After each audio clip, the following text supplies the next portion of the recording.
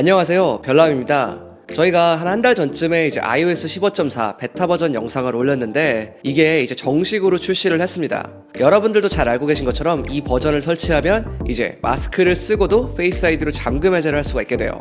코로나 2년 만에 애플에서 드디어 이 기능을 만들어줬어요. 여러분들 그동안 마스크 때문에 페이스 아이디가 정말 불편해졌잖아요. 그래서 터치 아이디의 재도입이 필요하다 이렇게 생각하시는 분들도 정말 많았죠. 물론 중간에 애플에서 애플워치를 이용한 아이폰 잠금 해제를 이제 도입해주긴 했는데 그것도 결국 애플워치를 갖고 계신 분들의 한한 반쪽짜리 기능이었어요. 그런데 마침내 이제는 애플워치 없이도 페이스 아이디로 아이폰 잠금 해제를 할 수 있게 되었습니다. 마스크를 쓰고 잠금 해제하는 기능 이외에도 다양한 업데이트들이 있는데요. 특히 이번 업데이트는 아이폰뿐만이 아닌 맥, 아이패드, 워치, TV, 홈팟 OS 모두 다 업데이트가 되었습니다. 그럼 어떤 부분이 바뀌었는지 같이 한번 살펴볼게요. 그리고 저희가 아이폰 SE3를 드리는 구독자 이벤트를 진행 중인데요. 참여하시는 방법은 아래 댓글 보면 자세하게 나와 있고요. 아직 참여하지 않으셨다면 많은 참여 부탁드립니다. 가장 먼저 마스크를 쓰고 잠금 해제하는 방법입니다. 일단 이번 업데이트를 진행하고 나면 쓸 수 있는 기능인데요. 설정에서 페이스 아이디 및 암호로 들어가 주세요. 그러면 기존에는 없던 마스크 쓰고 잠금 해제라는 항목이 보일 겁니다. 여기서 페이스 아이디를 재등록해주면 되는 건데 뭐 특별한 건 없어요. 그냥 페이스 아이디를 한 번 더 재등록해주고 나면 이제는 마스크를 쓰고도 잠금 해제가 가능해집니다. 자, 제가 지금 이렇게 마스크를 쓰고 있는데도 굉장히 잘 되죠. 아무튼 완전 신세계인데 근데 중요한 점은 이게 이제 잠금 해제할 때만 되는 게 아니라 보통 이제 우리가 페이스 아이디로 뭐 결제 같은 거 인증하거나 아니면 뭐 앱 같은 거 다운받을 때도 이렇게 해야 되잖아요. 그런 부분까지도 이제 이 마스크를 쓰고 전부 다 해결할 수 있다는 점이에요. 추가로 한 가지 알려드리면 또 안경 쓰시는 분들 있잖아요. 이런 분들을 위해서 안경 추가 버튼도 새롭게 추가가 되었습니다. 이렇게 마스크를 쓰고도 페이스 아이디를 사용할 수 있는 이유는 눈 주변을 자세하게 스캔해서 확인하는 시스템이라고 하고요. 그리고 제가 방금 말씀드린 안경 추가는 페이스 아이디를 한 번 더 등록하셔야 사용이 가능한데요. 뭐 좀 특수한 안경을 끼신다면 아무래도 등록하고 사용하시면 좀 더 쾌적하게 사용할 수 있겠죠. 그리고 좀 안타까운 소식도 하나 있는데요. 이 패치는 아이폰 12 이상부터 적용이 가능하다고 합니다. 그러니까 10s나 11 쓰시던 분들은 사용하실 수가 없는 거죠. 이건 좀 아쉬운 부분이긴 하네요. 이번 업데이트를 마치고 설정에서 배경화면으로 들어가 보면 이 멋진 라이브 화면 있잖아요. 여기에 그린 색상이 추가가 되었습니다. 이건 아무래도 이번에 새롭게 나온 그린과 알파인 그린 이 제품들 때문에 넣은 것 같은데 아무튼 색상이 굉장히 예쁘죠. 기존 월페이퍼에 좀 질리신 분들이라면 어서 바꾸시는 걸 추천드릴게요. 이번 아이패드와 맥 OS 업데이트 중 핵심적인 기능 중 하나가 바로 유니버셜 컨트롤이라고 할 수 있는데요. 이 유니버셜 컨트롤이라는 거는 간단하게 말하면 내가 여러 대의 맥이나 아이패드 같은 게 있잖아요. 이 모든 것들을 하나의 컴퓨터처럼 사용할 수 있게 만들어주는 기능이에요. 자, 이렇게 아이맥과 맥북이 있는데요. 제가 업데이트는 다 맞춰놨어요. 마우스를 아이맥에서 맥북으로 한번 넘겨볼게요. 이게 넘겨보니까 분명히 두 대의 다른 컴퓨터임에도 불구하고 마치 듀얼 모니터를 쓴 것처럼 자연스럽게 넘어가죠.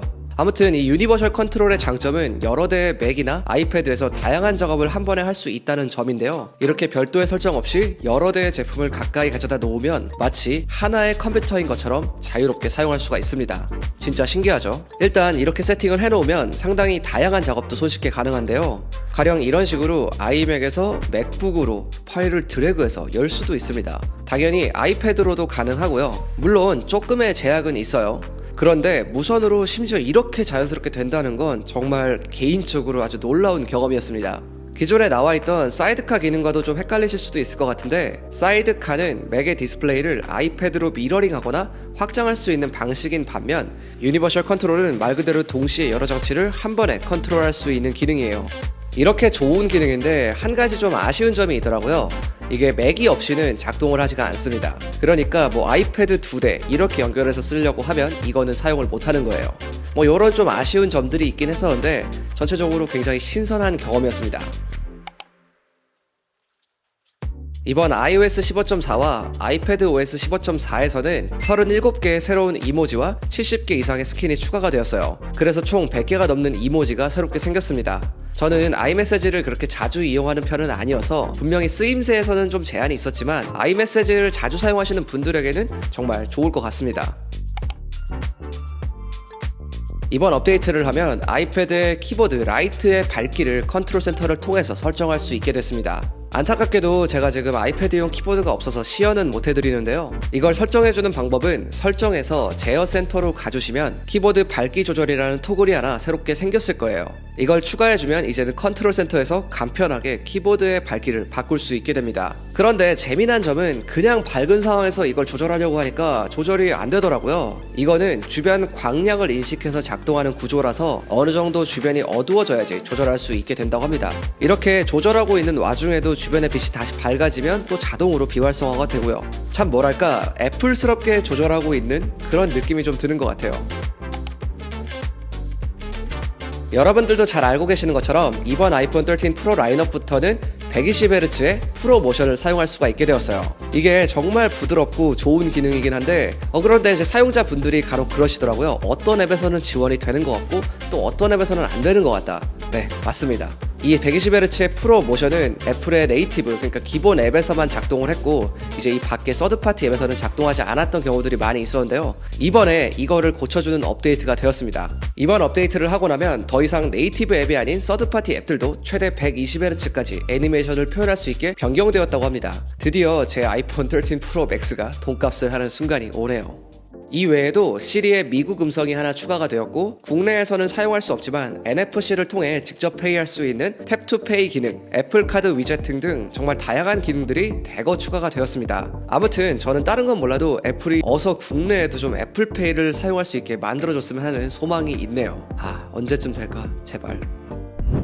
오늘은 이렇게 새롭게 업데이트된 OS에 새로워진 기능들을 좀 살펴봤는데요. 진짜 저는 다른 건 몰라도 이 애플에서 마스크 쓰고 잠금 해제하는 기능 이거 상상만 했었는데 진짜로 풀어질 줄은 몰랐어요. 아무튼 이제 정말 편하게 사용할 수 있게 되었습니다.